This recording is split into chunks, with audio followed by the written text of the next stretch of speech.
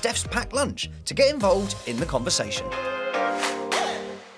Now, we talk a lot on this show about looking after your head, and this week it's Mental Health Awareness Week. So we thought we'd have a chat about well-being at work. And here to answer all your questions is solicitor Jodie Hill, who specialises in employment law. And I know, Jodie, this is actually a topic that's really close to your heart as well, isn't it? Yeah, massively. I mean, I am really open about the fact that 4 or 5 years ago I had a mental breakdown and I was forced to leave my job. I suffered with PTSD and anxiety, and I just felt like I couldn't stay in the workplace that I was in. And that took me on a bit of a journey in actually setting up my own law firm and creating an employment law firm, as you say, but one that really focuses on mental health, on these really important topics. Yeah, and I can imagine it's probably something that people worry about talking to their employers about. So how do you approach that, having that conversation with your boss about your mental health?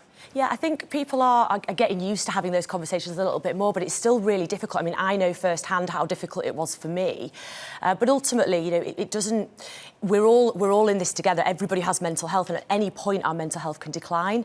And you know, your boss could have mental health problems, so think about that to start with to give yourself a bit of confidence. But ultimately, the best thing that you can do is prepare for a meeting, put something in a diary with a manager who's really supportive, who you know will listen to you, and go in there prepared, knowing exactly what you want them to do. So, you know, if it might be, I don't know, changing your working hours or giving you a bit of time off. So, understanding what the impact is of your mental health on those, on your workplace, and actually then giving you the opportunity to agree something moving forward. And then, I guess, once a boss is told, an employer's told about somebody's mental health problems, they have to do certain things, do they? Well, for most of them, yes, they do, because most people, it'll be a disability. So if they've suffered for a really long time, over 12 months, or they're likely to suffer for that long, then the reality is it's likely to be classed as a disability. And if it's a disability, that is when the employer has a legal obligation to make what we call reasonable adjustments. So that's, as I was saying before, changing your hours or adjusting your role or some policies to support you and accommodate you at work. Yeah, so you can ask for adjustments to be made then. And what type of things then? When you mentioned there about your working hours. Yeah, so the adjustments have to be reasonable. So it's not just anything. You can't say, can I have this job, or I want to just work whatever hours I want. So what you have to consider is, first of all, the impact of the mental health condition on the individual, on their ability to do their job, but also on the organisation. So looking at how big is the organisation, can they afford to make those adjustments that have been requested.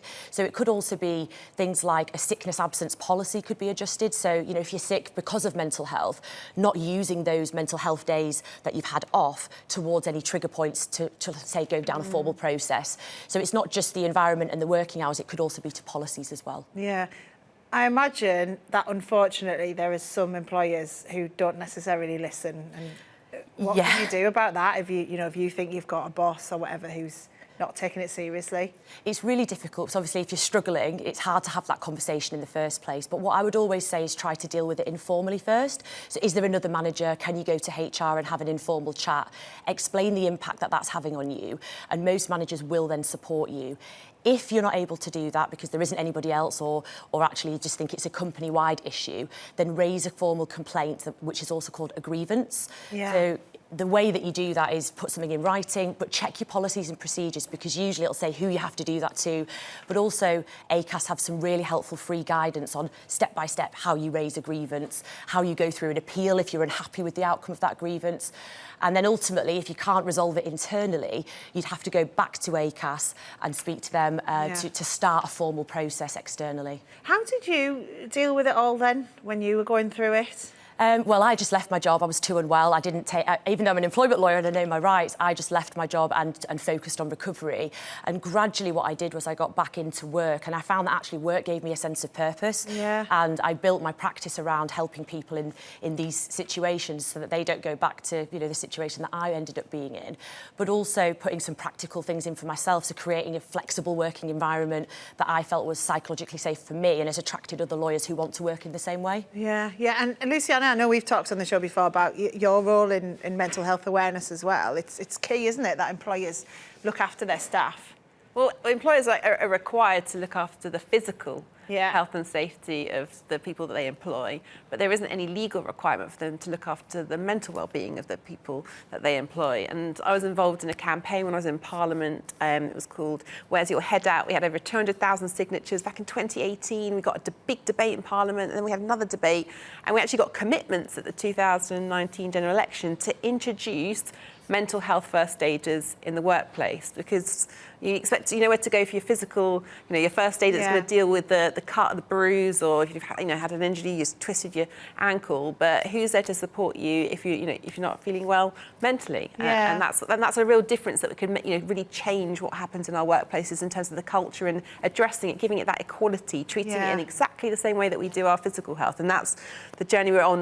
We need to get to make sure that it's not any different. Like you get your time off to go to the dentist, you should get your time off to go to the counsellor if you need to go to. I guess the worry, from some employees would be people who take the mick and say that they're struggling when they're not, just to try and I know that's obviously going to be in the minority of people, but I guess there's that angle to it as well, which is perhaps why some employers are reluctant to. Yeah, I think that's certainly something that comes up from employers. But I think if you create a culture where you have an open environment where people can speak about their mental ill health, you tend to find that in those cultures people don't take the mick because actually they're respecting the fact that it's very difficult to have that conversation in the first instance. Yeah. If you're not very well, it'll take a lot of courage to go and speak to your employer and say, I'm struggling. Yeah, that's so true, isn't it? Yeah. Oh, well, Jodie, lovely to see you as ever. Thank you very much for coming in to talk about that. The government has said it's making every effort to ensure everyone can access the mental health support they need. It's pledged to invest £2.3 billion by 2024 to expand and transform mental health services on top of the £500 million